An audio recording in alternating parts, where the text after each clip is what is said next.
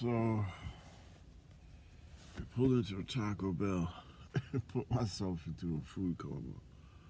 $18 of Taco Bell to the head later. And I have two really prominent memories of that I have every time I go to Taco Bell. And one is from being in El Paso in 1995. And I pulled into a Taco Bell in El Paso with some locals who were in the back of my car. And I drove into the Taco Bell, had a burrito, and we then sat outside and watched the sun go down. It was El Paso, Texas in 1995. It was an orange, red, burgundy, indigo sunset. Like I've never seen it hit the hills and change the desert into like this indigo, red, amber, purple. It's like the Georgia O'Keeffe painting in a way. And I thought, what a wonderful world, you know. Taco Bell's actually pretty decent. Tastes pretty good, you know. Doesn't have enough cilantro. I prefer con mucho cilantro. But anyway, on the pico de gallo, they gotta get those. They gotta put some serrano peppers. Taco Bell is just too bland. Anyway, I like Taco Bell. I digress because the second memory I was segueing into is of taking my mother to Taco Bell in Danbury on the way to Radiation. Sometimes we'd grab a bite to eat at Taco Bell, and then I'd take her to the Radiation, and she'd get burned on her chest, and it made her actually suffocate and get more irritated. And I don't think going to Radiation improved the quality of her life in any way. I don't even think it alleviated the coughing, and I've had a lot of time to reflect recently. The past few days have been very stressful for me. And I've thought about how lonely it is without my parents, and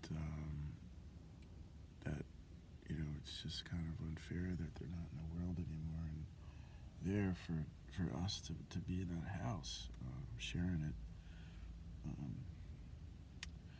It's got me thinking, like, you know, well, you know, I know that my dad didn't want to see us struggling like this. He wanted to see us feel comfortable, and I'm just prepared to walk away and let it go now, because I need to move on with my life. I'm not trying to just keep spinning my wheels.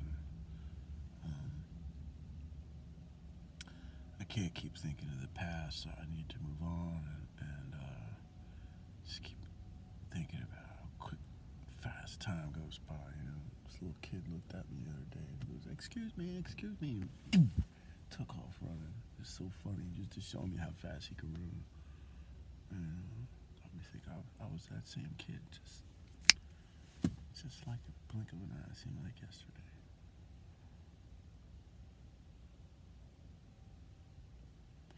Life is not as enjoyable when you don't have family around to share it with, talk about stories and good times.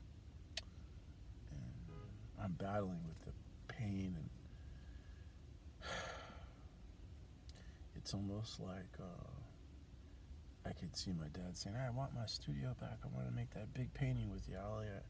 You know, you got to draw more. And I would try to draw and paint when we had a little free time, but we couldn't even navigate and walk in that studio. And the days he was feeling good. But then as the years went by, I slowly started to realize more and more that neither one of us had the time to paint as much as we wanted to or draw.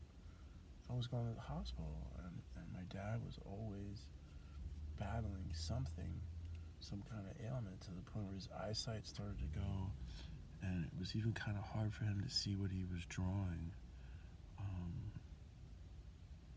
so he stopped drawing as much, but he did keep drawing. And I remember one summer, a year or two before he died, he showed me this pinwheel drawing and talked to me about finishing the Red Runner triptychs and making this big painting in the studio. And oh, how I wish I had my studio back. I wish he would put his shit outside.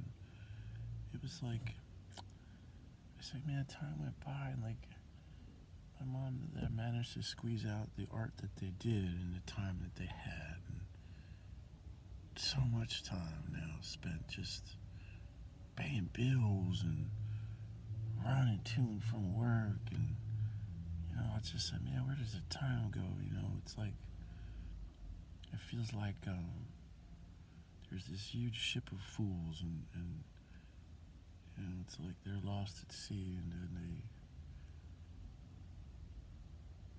it's just, I feel like, you know, life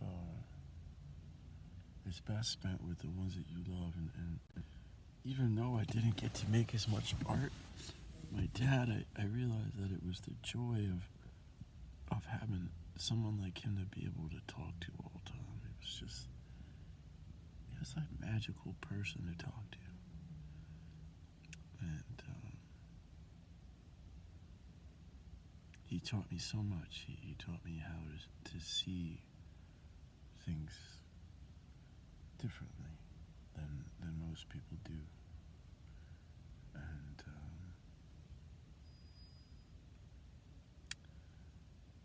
I just wonder if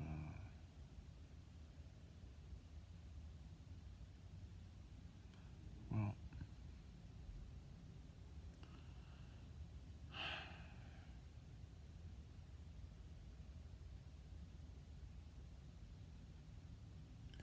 life is what you make it. So darling, my dear, come